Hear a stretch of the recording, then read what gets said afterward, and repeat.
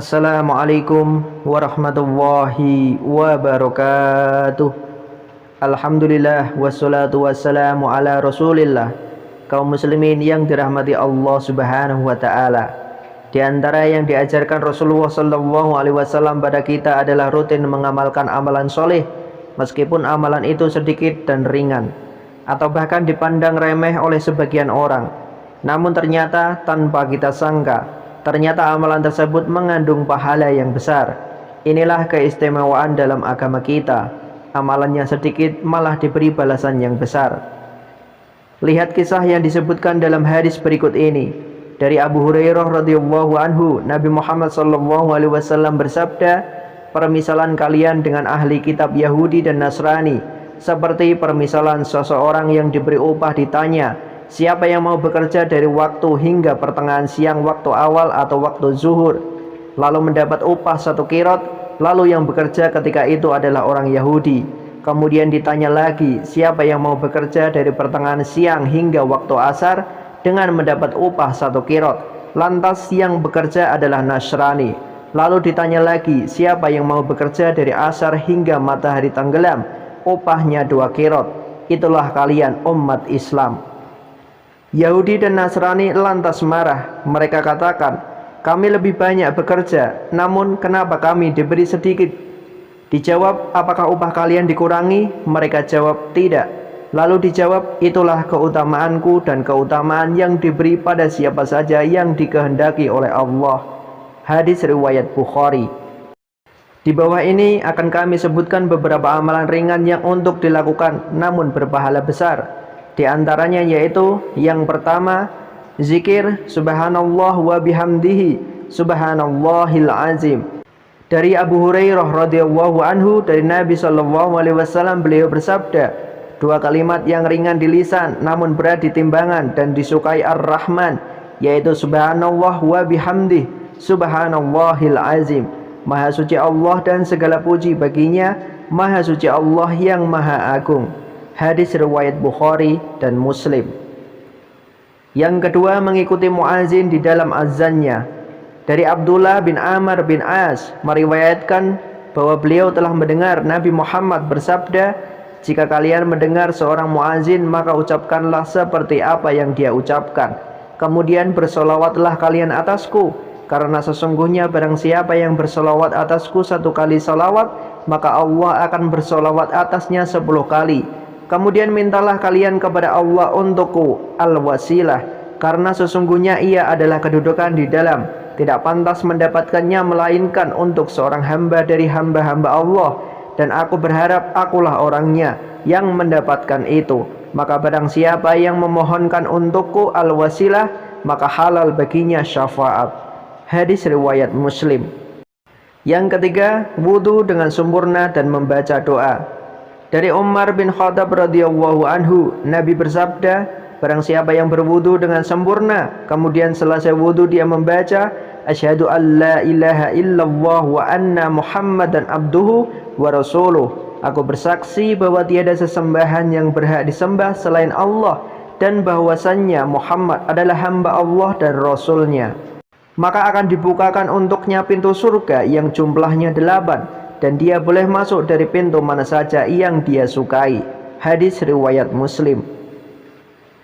Yang keempat, membaca ayat kursi setiap selesai sholat dan ketika hendak tidur.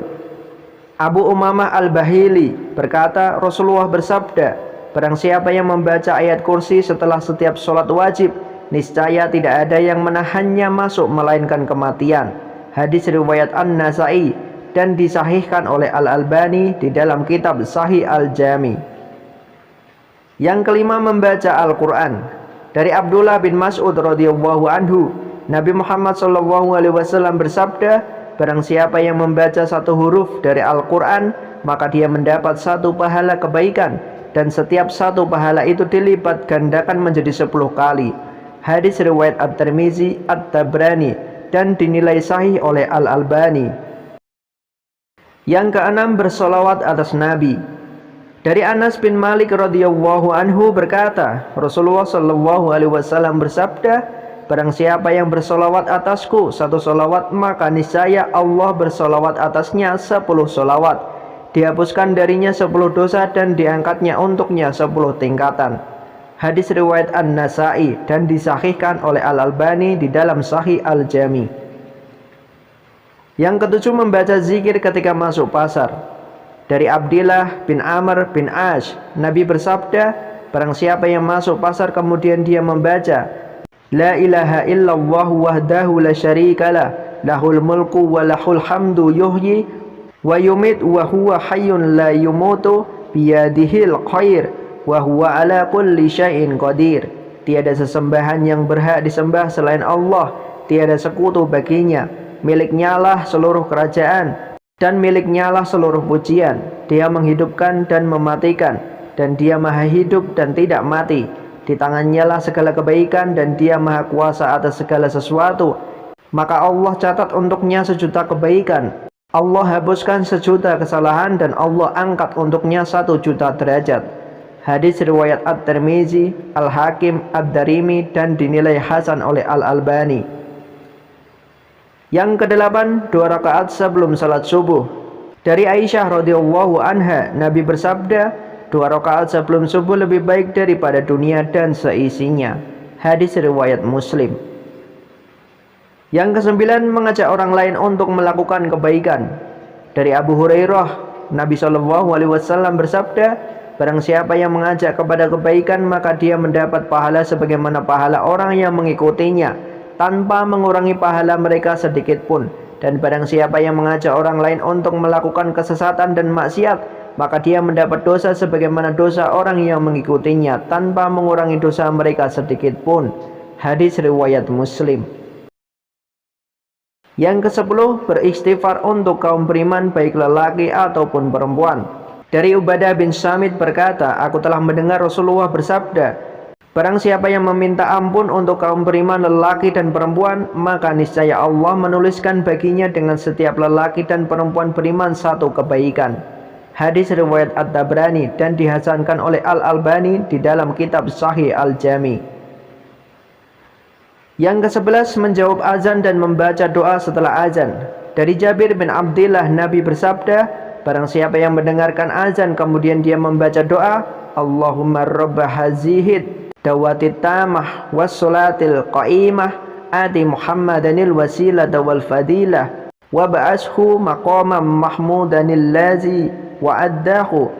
Ya Allah, Rabb pemilik panggilan yang sempurna dan solat wajib yang ditegakkan, berikanlah kepada Muhammad wasilah dan fadilah, bangkitkanlah beliau ke tempat terpuji yang telah engkau janjikan kepadanya, maka dia berhak mendapat syafaatku pada hari kiamat. Hadis riwayat Bukhari. Yang ke-12, zikir di masjid setelah sholat subuh hingga terbit lalu sholat 2 rakaat. Dari Anas bin Malik, Nabi bersabda, barang siapa yang sholat subuh berjamaah kemudian tetap duduk di masjid sampai terbit matahari, kemudian sholat 2 rakaat, maka dia mendapat pahala haji dan umroh sempurna. Hadis riwayat At-Tirmizi dan dinilai hasan oleh Al-Albani. Ketahuilah bahwa gaya hidup orang-orang yang diridhoi Allah adalah senantiasa merasa sedih dan rugi jika ketinggalan ganjaran dan pahala. Semoga kita diberikan petunjuk oleh Allah Ta'ala untuk mengamalkannya setelah kita diberi petunjuk untuk mengetahuinya. Allahumma amin. Wallahu a'lam bishawab. Semoga bermanfaat. Wassalamualaikum warahmatullahi wabarakatuh.